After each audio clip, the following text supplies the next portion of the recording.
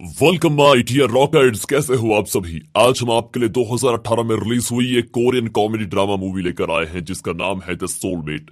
इस मूवी का हाईलाइट है ये एक्टर जिसे कोरियन मूवी लवर्स डॉन ली के नाम से जानते हैं।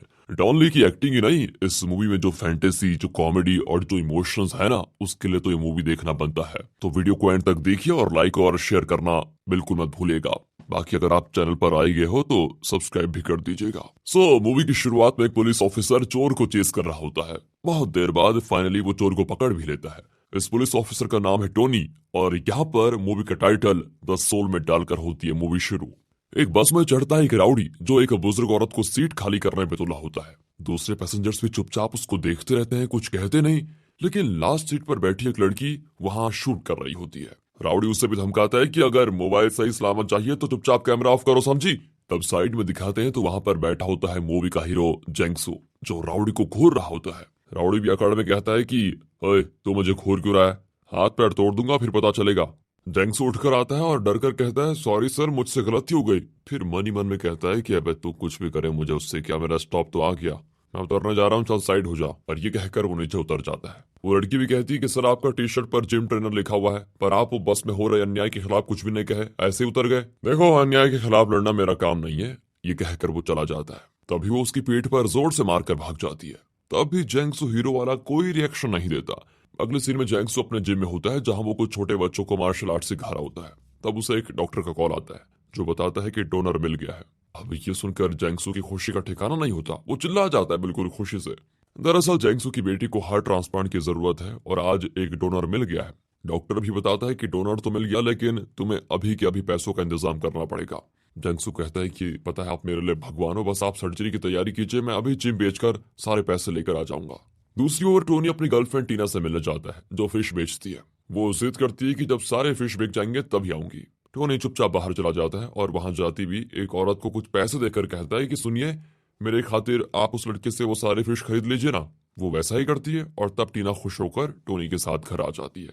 दरअसल रोज यही होता है। अब यहाँ जेंगसू नहा रहा होता है तो उसकी बेटी, उसे हम क्या कहेंगे, चुटकी कहते हैं, चलो ठीक है, वो चुटकी एक स्टफ्ड टॉय को पकड़कर पीट रही होती है। लगता है इसे फाइटिंग का बड़ा शौक है। लेकिन जेंगसू ने इसको उछल कूद करने से बिल्कुल मना किया होता है क्योंकि इसका हार्ट वीक है ना, इसीलिए। फिर जब जेंगसू नहाकर आता है तो वो चुपचाप खड़ी हो जाती है। क्या कर रही थी तुम? कुछ नहीं पापा, मैं तो बस कब से यहाँ चुपचाप खड़ी हूँ। पर जेंगसू को पता चल जाता है तो वो डांटता है कि कितनी बार समझाया है तुम्हें, इस तरह मत खिला करो, तुम्हारा हार्ट वीक है। वो बेचारी उदास हो जाती है। जेंगसू समझाता है कि जब तुम्हारा ऑपरेशन होगा तब तुम ठीक हो जाओगी और फिर जितना मर्जी तब खेल लेना। तब जाकर लड़की खुश होती है। अब जेंगसू उसे स्कूल के लिए रेडी करता है। कुछ साल पहले जेंगसू की वाइफ की डेथ हो गई थी और तब से वो बेचारा अकेला ही बेटी की देखभाल करता है। वो उसे स्कूल लेकर जाता है तो वो भागने लग जाती है। फिर जेंगसू उसे धीरे धीरे जाने को कहता है और अपना सीना पकड़कर धीरे धीरे वो चलने लग जाती है। यहाँ दिखाते हैं तो एक आदमी पुलिस स्टेशन आकर टोनी पर चिल्लाता है कि कितने दिन हुए कंप्लेंट दिए हुए, पर आज तक तुम लोगों से मेरा कुत्ता नहीं ढूंढा गया। पुलिस क्या सो रही है तब से? पर टोनी शांत होकर कहता है कि सर आप हमें थोड़ा टाइम तो दीजिए, हम जरूर आपके कुत्ते को ढूंढ निकालेंगे, हम जरूर ढूंढ निकालेंगे आपके बेटे को, आई मीन सॉरी, आपके कुत्ते को। उस रात टोनी कुत्ता ढूंढने निकल जाता है। वो हार्बर के पास पहुंचता है तो कुछ आदमी लड़कियों को किडनैप करके कहीं ले जा रहे होते हैं। टोनी उनकी गाड़ी को फॉलो करके एक टनल में पहुंचता है, पर वहां जेंगसू खड़ा होता है। टोनी कहता है कि मुझे ये गाड़ी चेक करनी है, पर जेंगसू कहते हैं देखिए मैं एक जिम ट्रेनर हूँ, मैं वो नहीं हूँ जो आप सोच रहे हो। ये कहकर वो गाड़ी लेकर निकल जाता है। अगले दिन जेंगसू चुटकी को स्कूल छोड़कर चला जाता है। तभी टोनी देखता है कि चुटकी स्कूल की बजाय पास के एक बिल्डिंग में जा रही है, लेकिन अभी तो उसको जेंगसू को फॉलो करना है, वो ज्यादा इंपॉर्टेंट है, इसलिए वो जेंगसू के पीछे चला जाता है। गाड़ी ठीक जिम के आगे रुकती है तो टोनी जल्दी से उस गाड़ी की फोटो खींच लेता है। जेंगसू जब उसको देखता है तो डांटता है उसे कि तुम मेरी गाड़ी के पास कर क्या रहे हो, लेकिन टोनी बिना कुछ कहे निकल जाता है। फिर वो सुपरमार्केट में कुछ खरीद रहा होता है तो सामने एक क्लब के कुछ आदमी निकलते हैं। ये वही गैंग है जो कल रात लड़कियों को उठाकर लेकर जा रहा था। टोनी उनकी गाड़ी को फॉलो करने की सोचता है पर इतने में गाड़ी निकल जाती है। अब उसी रात टोनी अपने फ्रेंड के साथ ड्रिंक करके बाहर निकलता है तो उसके हाथ से एप्पल्स नीचे गिर जाते हैं। तभी जेंगसू भी अपनी बेटी को लेकर उसी रास्ते से जा रहा था, लेकिन जेंगसू उनकी मदद नहीं करता। फिर टोनी अपने फ्रेंड माइकल को बताता है कि देखा कितना कड़कड़ चला गया ये आदमी, मुझे तो लगता है कि ये कोई लीगल काम कर रहा है, इसकी गाड़ी अक्सर मेरी नजर में आ रही है। पर माइकल जो खुद एक पुलिस ऑफिसर है वो कहता है मैं उसे जानता हूँ, बहुत ही साधु इंसान है वो, अपना जिम चलाता है और दूसरों के मामले में अपनी टांग बिल्कुल नहीं अड़ाता। उस रात टोनी उसी सुपरमार्केट में जाकर उस गैंग का वेट करता है। तभी उस क्लब के आगे जेंगसू आकर फोन पर बात कर रहा होता है। टोनी फिर उसे फॉलो करता है, पर तभी एक लड़की की चीख सुनाई देती है। फिर टोनी जैंगसू को छोड़कर उस आवाज की दिशा में जाता है। वो देखता है कि उस क्लब के कुछ आदमी एक लड़की को पीट रहे होते हैं। मार खाते खाते वो लड़की अपना मोबाइल पौधों के बीच फेंक देती है। टोनी ये सब कुछ देख लेता है, लेकिन वो कुछ कर नहीं पाता क्योंकि वहां पर कई आदमी होते हैं। वो गैंग उस लड़की को टॉर्चर करते हैं कि कहाँ है तुम्हारा मोबाइल। टोनी समझ जाता है कि जरूर उस मोबाइल में कुछ तो है। वो चुपके से लड़की का मोबाइल उठा लेता है। फिर टोनी और माइकल उस मोबाइल को कंप्यूटर में कनेक्ट करके देखते हैं और उसमें पता चलता है कि उस गैंग ने कई लड़कियों को किडनैप करके रखा हुआ है और इस लड़की ने उनकी वीडियो ली थी, इसलिए वो उस लड़की को टॉर्चर कर रहे थे। इसी बीच टोनी को एक कॉल आता है। दरअसल टोनी एक घर खरीदना चाहता था और आज उसे उस घर की चाबी मिलने वाली है। वो चाबी लेने जाता है और बहुत ही खुश भी होता है। तो माइकल उसको एक पार्किंग लॉट में बुलाता है जहां पर कोई एविडेंस मिला है। टोनी भी वहां जाता है। यहाँ दिखाते हैं तो जैंगसू अपनी बेटी के लिए एक टॉय खरीद कर लाता है, पर उसकी गाड़ी वहां होती ही नहीं। वहां पर एक नोटिस होता है कि तुम्हारी गाड़ी को हम टो करके लेकर गए हैं, पुलिस स्टेशन आकर ले लो। जैंगसू को बड़ा गुस्सा आता है क्योंकि उसने ठीक जगह पर पार्क किया था। तभी वो टोनी को देखता है और उसे लगता है कि ये काम टोनी का होगा। ये पता नहीं मेरी गाड़ी के पीछे क्यों पड़ा रहता है। ये सोचकर जैंगसू उसके पीछे भागता है। टोनी अपने फ्रेंड माइकल के बताए हुए पार्किंग लॉट में पहुंच जाता है, पर वहां माइकल नहीं बल्कि एक गैंग होती है जो टोनी को मारते हैं कि मेमोरी कार्ड कहाँ है। टोनी कैसे भी करके उनसे बचकर भागता है, लेकिन एक गाड़ी के नीचे आ जाता है। तब माइकल आता है जो खुद इस गैंग से मिला हुआ था। वो उन्हें डांटता है कि मैंने तो सिर्फ मेमोरी कार्ड लेने को कहा था, तुम लोगों ने इसे मार क्यों दिया। एन वक्त पर जैंगसू आता है, पर वो जैंगसू को भी मार कर निकल जाते हैं। फिर एम्बुलेंस आती है और टोनी और जैंगसू को हॉस्पिटल ले जाया जाता है। टोनी तो बेचारा कोमा में चला गया था, पर चौंका देने वाली बात यह है कि टोनी की आत्मा उसके शरीर से बाहर निकल चुकी थी। उसकी आत्मा बहुत परेशान होती है कि अब मेरा क्या होगा, मैं बचूंगा या फिर नहीं। वो हर किसी के सामने जाकर पूछता है, क्या मैं आपको दिखाई दे रहा हूँ। अगली सुबह जैंगसू को होश आता है और वो उठने की कोशिश करता है। नर्स कहती है, देखिए धीरे से उठिए, आपके सर में गहरी चोट आई है। वो अपनी बेटी से मिलना चाहता है, लेकिन पता चलता है वो रात भर अपने पापा के पास बैठी थी। जैंगसू कहता है, तुम्हें रात को जागना नहीं चाहिए बेटी। एक काम करता हूँ, मैं तुम्हें अपने दोस्त के घर भेज दूंगा, वो तुम्हारा अच्छे से ख्याल रखेगा। फिर जैंगसू बाहर आता है तो टोनी की आत्मा उसके सामने खड़ी होती है, जिसको देखकर जैंगसू तो डर कर भाग जाता है। मतलब जैंगसू को टोनी की आत्मा दिख रही है। वो फिर जैंगसू के सामने जाकर पूछता है, क्या तुम मुझे देख सकते हो। जैंगसू गुस्सा हो जाता है कि आइंदा मेरे सामने आए तो मुंह तोड़ दूंगा, भागो यहाँ से। कहकर वो टोनी को धकेलता है, लेकिन उसके हाथ उसके शरीर में घुसकर निकलता है, जिसको देखकर जैंगसू तो भूत भूत करके चिल्लाने लग जाता है। जब उसे होश आता है तो फिर टोनी की आत्मा हाजिर। जैंगसू अब नर्स से पूछता है, क्या तुम इस आदमी को देख सकती हो, ये सामने है जो। वो कहती है कि अरे सर, मेरे अलावा और आपके अलावा यहाँ पर कोई है ही नहीं। लगता है सर पर गहरी चोट लगने की वजह से आपकी दिमागी हालत ठीक नहीं है। तब टोनी कहता है कि मेरी आत्मा शरीर से बाहर निकल गई है, प्लीज मेरी मदद करो। लेकिन जैंगसू तो डर के मारे उससे बचकर ही भाग जाता है। अब माइका जो कि उस गैंग से मिला हुआ था, वो टोनी को देखने हॉस्पिटल आता है और टीना से कहता है कि इसका ख्याल रखना, अगर किसी चीज की जरूरत पड़े तो मुझे बुला देना। अगर इसे होश आए तो एक मेमोरी कार्ड के बारे में पूछना, जो एक केस के लिए बहुत इंपॉर्टेंट एविडेंस है। तभी उसे एक कॉल आता है जिसे वो कट कर देता है। अब टोनी की आत्मा को यानी टोनी को अपने दोस्त का असली चेहरा दिख गया था कि वो इलीगल काम कर रहा है, इसलिए टोनी यानी टोनी की आत्मा उसका पीछा करती है। वो एक जगह जाता है और अपने गैंग लीडर से मिलता है जो कि पुलिस चीफ है। ओह माय गॉड, ये खुद ही इतना बड़ा काम कर रहा है, ये लड़कियों को किडनैप करके उनको बेचता है। वो पूछता है कि मेमोरी कार्ड मिला या फिर नहीं। माइकल कहता है, नहीं मिला सर, और टोनी अभी कोमा में है। पुलिस चीफ उसे धमकाता है कि जब तक मेमोरी कार्ड ना मिले तब तक मत आना, और अगर नहीं आए तो तुम्हें जिंदा छोड़ दूंगा। माइकल वहां से निकल जाता है। अब पुलिस चीफ की गैंग जैंगसू को पकड़ने आती है क्योंकि उस दिन जैंगसू भी वहां पर था। इन्हें लगता है कि जैंगसू उस मेमोरी कार्ड के बारे में कुछ जरूर जानता होगा, लेकिन अब इनको देखकर टोनी जैंगसू को वार्न करने जाता है कि शायद वो गैंग तुम्हें मारने आ जाए। पर यहाँ तो जैंगसू का डर कम ही नहीं हुआ था, वो टोनी की किसी भी बात को सुनना नहीं चाहता। इतने में वो जैंगसू पर हमला कर देते हैं, लेकिन जैंगसू उन्हें मारकर आराम से बाहर भाग जाता है और तब जाकर उसे टोनी की बात पर विश्वास होता है। फिर टोनी जैंगसू को उस गैंग से भी बचा लेता है। उस रात टोनी की आत्मा अपनी बॉडी के पास बैठी होती है। टीना बहुत दुखी होती है कि टोनी कोमा में है। उसने प्रेगनेंसी टेस्ट लिया था जिसमें पता चला कि वो प्रेग्नेंट है। वो टोनी को टेस्ट रिपोर्ट दिखाकर कहती है कि तुम जल्दी होश में आ जाओ प्लीज, ये देखो तुम बाप बनने वाले हो। मुझे अकेले रहने में बहुत डर लग रहा है, प्लीज जल्दी होश में आ जाओ। थोड़ा इमोशनल हो जाती है बेचारी। अब टोनी यानी कि टोनी की आत्मा भी उसे देखकर इमोशनल हो जाती है कि मेरा कितना ख्याल रखती है ये।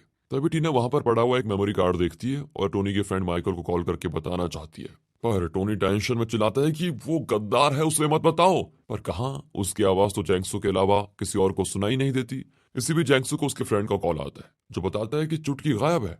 जैंगसू घबराकर तुरंत उसको ढूंढने निकल जाता है, लेकिन तभी टोनी उसकी मदद मांगने आता है कि तुम मेरी गर्लफ्रेंड को बताओ कि माइकल को मेमोरी कार्ड के बारे में ना बताए वो। अब जैंगसू खुद अपनी बेटी को लेकर परेशान है। और इस समय वो टोनी की मदद करने की हालत में बिल्कुल नहीं होता। वो चुटकी को हर जगह ढूंढता है लेकिन वो कहीं नहीं मिलती।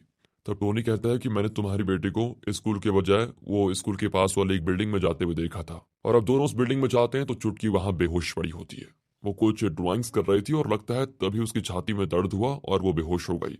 जैंगसू उसे तुरंत हॉस्पिटल लेकर जाता है, जहां वो बताते हैं कि जल्द से जल्द इसका ऑपरेशन नहीं किया गया तो चुटकी को बचाना मुश्किल है। जैंगसू बेचारा पूरा टूट जाता है कि वो अपनी बेटी के लिए कुछ नहीं कर पा रहा। तब टोनी की आत्मा आकर उसके पास बैठती है और फिर हमको दिखाते हैं जैंगसू का एक फ्लैशबैक। दरअसल अब तक जिस जैंगसू को दिखाया गया था वो किसी की मदद नहीं करता था, लेकिन उसका कारण इस फ्लैशबैक में पता चलेगा। एक दिन जैंगसू अपनी फैमिली के साथ कहीं जा रहा था। सुबह का वक्त था, जब सूरज भी नहीं निकला था। रास्ते में उसे एक गाड़ी दिखी जो उलट कर पड़ी थी। जैंगसू ने तुरंत अपनी गाड़ी रोकी और उनकी मदद करने के लिए भागा। उसने एक आदमी को बचा लिया, लेकिन उसे लगा कि शायद अंदर कोई और भी है। वो उसे बाहर निकालने की कोशिश में लग गया, लेकिन तभी ऑपोजिट में एक ट्रक आया जो जैंगसू की गाड़ी पर क्रैश कर गया। हालांकि जैंगसू ने अपनी गाड़ी रोड के साइड पर खड़ी की थी और उसी एक्सीडेंट में जैंगसू की वाइफ की मौत हो गई और उसी समय चुटकी का हार्ट भी डैमेज हुआ। प्रेजेंट में जैंगसू बताता है कि अगर उस दिन मैं उस गाड़ी के पैसेंजर की मदद ना करता ना तो आज मेरी वाइफ मेरे साथ होती और मेरी बेटी की ये हालत ना होती। और तब से मैंने किसी भी मामले में दखल देना बंद कर दिया, फिर चाहे वो मदद करने के लिए क्यों ना हो। यहाँ टीना माइकल को वो मेमोरी कार्ड दे देती है। माइकल खुद भी बहुत दुखी होता है कि टोनी कोमा में है। दरअसल उसे पुलिस चीफ और उसकी गैंग पर गुस्सा भी है, क्योंकि एक मेमोरी कार्ड की खातिर उन लोगों ने टोनी को जिंदा लाश बना दिया। तब टोनी माइकल को जोर से मुक्का मारता है, लेकिन मुक्का उसे नहीं, पास में रखे एक डस्टबिन को लग जाता है और वो हिलने लग जाता है। टोनी जो किसी भी चीज को टच नहीं कर पा रहा था, उसने डस्टबिन को हिला दिया। अपनी पूरी ताकत से काम करने की वजह से उसके शरीर में कुछ बदलाव आने लग जाता है। हार्ट बीट चेंज होने लग जाती है। डॉक्टर टीना से कहता है कि टोनी की हालत दिन प्रतिदिन बिगड़ती जा रही है। ये सुनकर वो बहुत दुखी होती है कि टोनी उसको छोड़कर जाने वाला है। वो टोनी के साथ बिताए हुए खुशी के पलों को याद करती है। टोनी भी उसके पीछे पीछे चलता है। तभी अचानक एक गैंग टीना को पकड़कर गाड़ी में लेकर जाती है।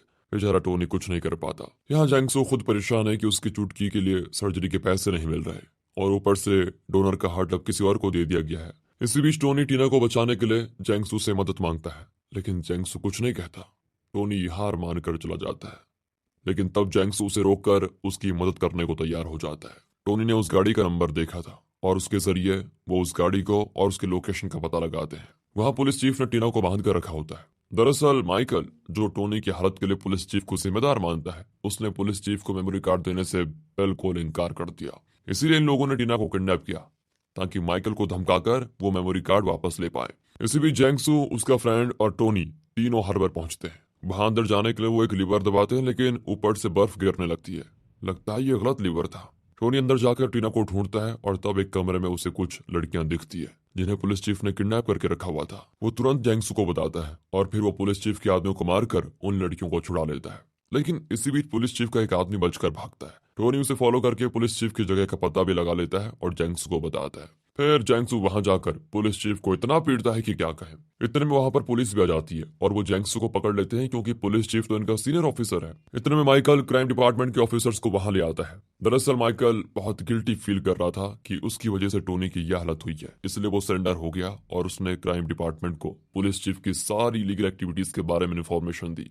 लेकिन पुलिस चीफ उन पर गन तान देता है। तभी टोनी की आत्मा को वहां एक डस्टबिन दिख जाता है और उसे याद आता है कि उस दिन उसने एक डस्टबिन को हिला दिया था। वो पूरी शक्ति का इस्तेमाल करके उस लीवर को दबाने की कोशिश करता है। वो कई बार कोशिश करता है, लेकिन आखिर में अपनी पूरी ताकत का इस्तेमाल करके वो लीवर को दबा देता है और पुलिस चीफ पर बर्फ के टुकड़े बरसने लगते हैं। और मौका पाकर जैंगसू पुलिस चीफ को खूब पीट देता है और फिर क्राइम डिपार्टमेंट के ऑफिसर्स पुलिस चीफ और उसकी गैंग को अरेस्ट भी कर लेते हैं। इस तरह वो टीना और बाकी लड़कियों को भी बचा लेते हैं। टीना को बचाने के लिए टोनी जैंगसू का शुक्र अदा करता है और पूछता है, क्या एक आखिरी मदद कर पाओगे? जैंगसू भी कहता है कि अभी तक जो किया काफी नहीं था क्या? ठीक है, बोलो क्या करना है। टोनी कहता है कि मैंने अपनी गर्लफ्रेंड के लिए एक घर खरीदा है, तुम प्लीज उसे वहां लेकर जाओ और उसे उस घर की चाबी दे दो। जैंगसू भी टीना को नए घर की चाबी देकर उसको सब कुछ बताता है और कहता है कि तुम अपनी आंखें बंद करो, जब आंखें खोलोगी तो टोनी तुम्हें दिखेगा। वो आंखें बंद करके खोलती है तो उसे भी टोनी की आत्मा दिखती है। टोनी कहता है, मैं तुम्हें इस तरह छोड़कर नहीं जाना चाहता था, लेकिन वही वाली बात है ना, किस्मत को कौन टाल सकता है। तुम अपना और हमारे बच्चे का ख्याल रखना और अगर कोई मदद चाहिए हो तो जैंगसू से मांगने चले जाना, जरा भी संकोच मत करना। बहुत अच्छा इंसान है ये। मैंने तुम्हारे साथ खुशी भरी जिंदगी की तमन्ना की थी, लेकिन मेरे सपने एकदम से टूट गए।